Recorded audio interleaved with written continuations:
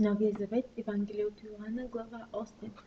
А Исус отиде на Илионската планина и на заранта пак дойде в храма и всичкият народ дохождаше при него. А той седна и ги получаваше. Тогава книжниците и фарисеите доведоха при него една жена, уловена в прелюбодейство, и като я поставиха насред, рекоха му: Учителю, тая жена биде хваната в самото прелюбодейство. А Моисей ни е заповядал закона: такива с камъни да убиваме. Ти, проче, какво казваш? Казваха това, за да го изкушават, да имат с какво да го обвиняват.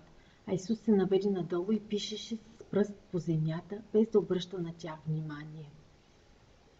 А като настояваха да го запитват, той се поизправи и им рече: Кой от вас е без грях, нека пръв хвърли камък върху нея. И пак се наведе надолу и пишеше по земята. А те, като чуха това и понеже съвестта ги бореше, взеха да се разотиват един след друг, начевайки от по-старите до последните. И остана Исус сам и жената, която стоеше насред. Като се поизправи и не видя никого освен жената, Исус ѝ рече: Жено, де са твоите обвинители? Никой ли те не осъди? Тя отговори: Никой, Господи. И Исус ѝ рече: И аз те не осъждам. Иди си и не дей вече греши. Пак им говори Исус и рече: Аз съм светлината на света. Който ме последва, той не ще ходи в мрака, а ще има светлина на живота. Тогава фарисеите му казаха: Ти сам за себе си свидетелстваш. Твоето свидетелство не е истинско. И Исус им говори и рече: Макар аз сам да свидетелствам за себе си, свидетелството ми е истинско, защото зная откъде съм дошъл и на къде отивам.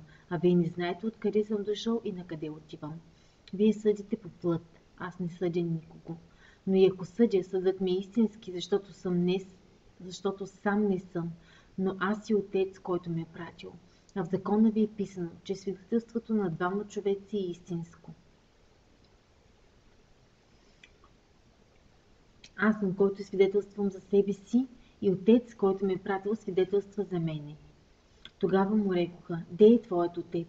Исус отговори: Вие не знаете нито мене, нито Отца ми. Ако знаехте мене, щяхте да знаете и Отца ми. Тия думи Исус изказа при съкровищницата, когато получаваше в храма, и никой го не улови, защото часът му още не бе дошъл. И пак им рече Исус: Аз отивам и ще ме търсите, и в греха си ще умрете. Където аз отивам, вие не можете да дойдете. Тогава юдеите казваха: Да не би да се самоубие та дума. Където аз отивам, вие не можете да дойдете. Той им рече: Вие сте от долните, аз съм от горните. Вие сте от този свят, аз не съм от този свят. Затова ви казах, че ще умрете в греховете си. Наистина, ако не повярвате, че съм аз, ще умрете в греховете си. Тогава му рекоха: Кой си ти? Исус им отговори: Аз съм това, което ви и говоря от начало. Много имам за вас да говоря и да съдя, но той, който ме е пратил, е истински. И което аз съм слушал от него, това и казвам на света. Не разбраха, че им говореше за Отца. А Исус им рече: Кога издигнете Сина човечески, тогава ще узнаете, че съм аз. И нищо не върша от себе си, но, както ме е научил моя Отец, тъй говоря. Той, който ме пратил е с мене. Отец не ме е оставил самичък, защото аз върша винаги онова, което е нему угодно. Когато той говореше това, мнозина повярваха в него. Тогава Исус казваше на повярвалите в него иудеи: Ако вие пребъдете в Словото ми, наистина сте мои ученици. И ще познаете истината, и истината ще ви направи свободни. Отговориха му: Ние сме семе Авраамово и никога никому не сме били роби. Как ти казваш, свободни ще станете? Исус им отговори: Истина, истина ви казвам, всякой, който прави грях, роб е на греха, а робът не пребъдва вечно в къщи. Синът пребъдва вечно. И тъй, ако Синът ви освободи, ще бъдете наистина свободни. Зная, че сте семе Авраамово, но търсите да ме убиете, защото Словото ми се не побира във вас. Аз говоря това, що съм видял у моя отец, а вие вършите онова, що сте видели у вашия отец. Отговориха му и му рекоха: Наш отец е Авраам. Исус им рече: Да бяхте чеда на Авраама, щяхте да вършите делата Авраамови. А сега искате да убиете мене, човека, който ви каза истината, що чуха от Бога. Авраам това не е правил. Вие вършите делата на баща си. На това му рекоха: Ние от блудство не сме родени. Едного отца имаме, Бога. Исус им рече: Да беше Бог ваш отец, щяхте да ме обичате, понеже аз съм излязъл дохождам от Бога, защото аз не съм дошъл от себе си, а Той ме прати. Защо не разбирате речта ми? Защо не можете да слушате Словото ми? Ваш баща е дяволът и вие искате да изпълнявате похотите на баща си. Той си беше от край. Човеколюбиец не стоя в истината, понеже в него няма истина.